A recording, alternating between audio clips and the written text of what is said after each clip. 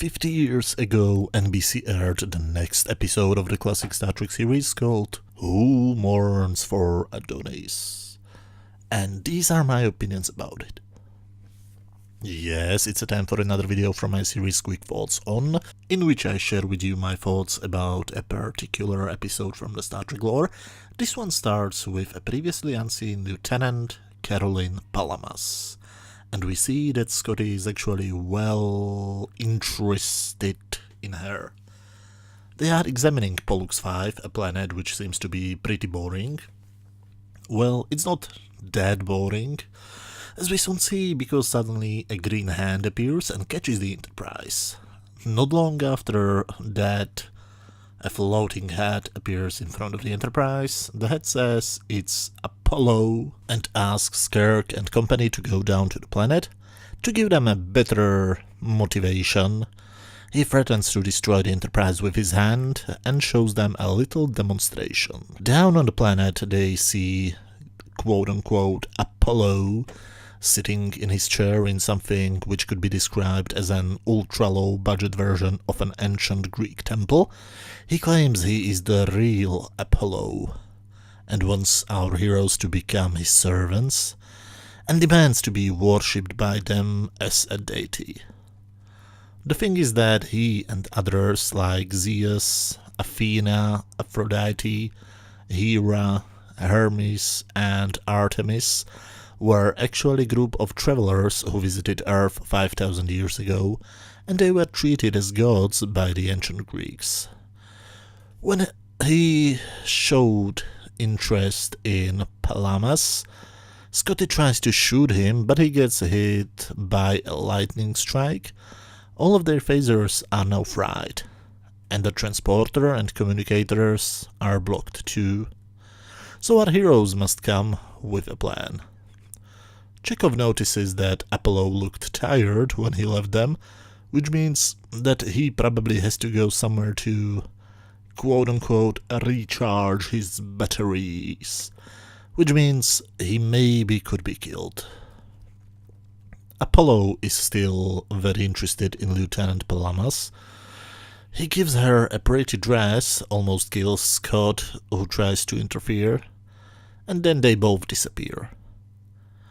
While Spock on the Enterprise tries to shoot holes into the hand force field thing so that they could rescue the away team, Apollo tries his moves on Palamas, who seems also surprisingly interested in him. Is this normal? Are compliments pretty close and kidnapping enough to get a woman's heart? Really? Last time I tried it, I got my balls kicked. Scotty tries to attack Apollo with a funny-shaped statue, but gets fried. The others try to force Apollo into losing his self-control, so that they could drain his power as quickly as possible, and it looks like it's working because Apollo wants to kill Kirk. However, Caroline interferes and calms him down.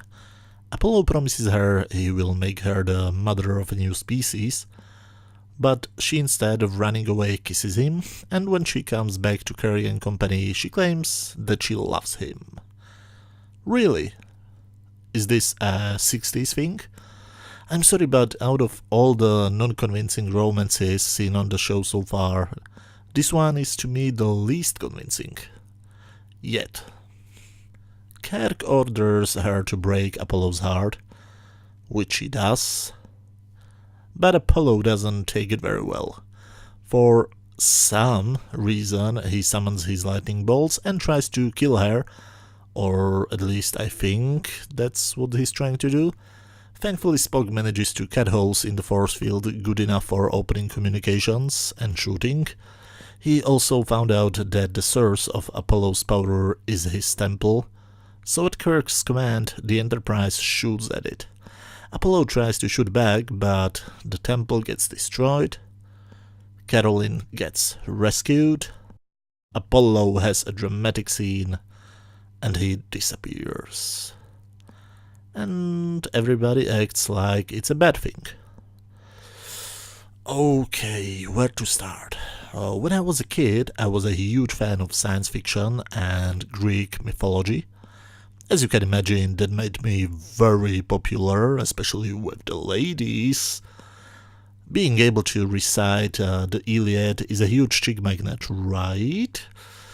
Well, to be honest, I read all of ancient Greek literature because I was a pathetic child. Anyway, what I'm trying to say is that the Greek god Apollon has nothing to do with this Apollo guy. That's why I have a huge problem accepting for a moment that this sociopath should be the ancient god. And that's the main reason why the whole story doesn't work for me. Also, this Apollo had nothing to do with the lighting that was his father's thing. You know, his father, Zeus, the god of the gods, the main god. The real Apollo would greet our heroes, prepare some games for them, and try to help them as much as he could. Wouldn't it be much more interesting if this would be a story which would contain two ancient Greek gods? Apollo could be the good god, and let's say Ares, the bad god. Maybe Ares wanted to kill humans simply because they forced them to run away from Earth centuries ago, but Apollo saves them? Maybe. Maybe they could even kill each other. Wouldn't that be slightly more interesting? And what about the forced love triangle? Why does Scotty need to be in love with Caroline?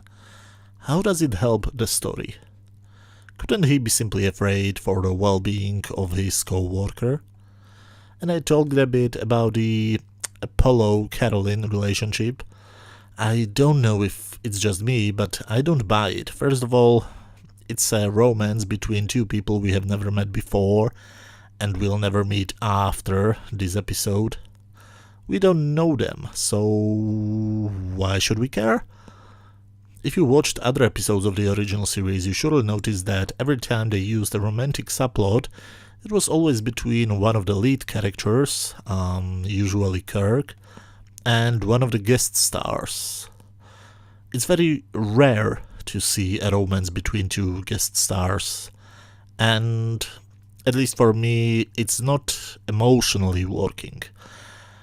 I at least believe that the strongest and most interesting movie relationships stem from some suffering.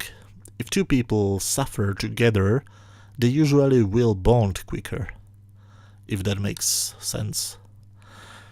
In this relationship, Apollo seems to be quite a sociopath, playing with not only other people's feelings, but also with their bodies. And Caroline seems to be very, for a lack of a better term, emotionally unstable. I mean, Apollo gives her compliments, then he gives her a pretty dress, then he kidnaps her and she falls in love with him. If a woman watches this video, could you write down in the comment section if this could actually work? Because to me this doesn't feel very romantic, more like a relationship between a sexual predator and a rape victim. But what do I know about romance? I'm just a big fat nerd. The set design suffers a lot. Everything in this episode screams, "We have no money," at you. Which is a pity. I absolutely love ancient designs, their statues, their buildings, their art, so I would love to see it here. Unfortunately, we don't. I have seen years ago an interview with Bill Shatner where he claimed that in the new shows they spend more money on the catering than they had for the whole pre-production, production and post-production of an episode. And this episode is one of the proofs of his claim. I really like what the writer or writers have done with the characters. It's very refreshing to see that even crew members like Uhura and Sulu get finally something to do, something else than opening hailing frequencies or "yes sir, warp 5 sir." However, there is one thing which I personally think they got wrong. I think they should swap Spock and Scotty. Scotty should be the one on the ship who would find out how to overcome the energy barrier, and Spock should be down on the planet with Kirk and McCoy, and of course Caroline. Anyway, what's my rating? Well, on the scale between 0 and 10, where 0 means complete garbage, 10 means a masterpiece, and 5 means average, I would give this episode 7 out of 10. It's better than average, but it could be better. But as always, these were just my opinions. Let me know what do you think about this episode down in the comment section. If you like this video, hit that thumbs up button. If you enjoyed it, feel free to watch any of my previous quick thoughts on videos about the previous episodes. You should see links to some playlists on screen right now. And of course, come back next time when I'll talk a bit about the episode The Changeling. But of course, some more videos will be coming soon, so check this channel soon. Until then, thanks a lot for watching and see you next time.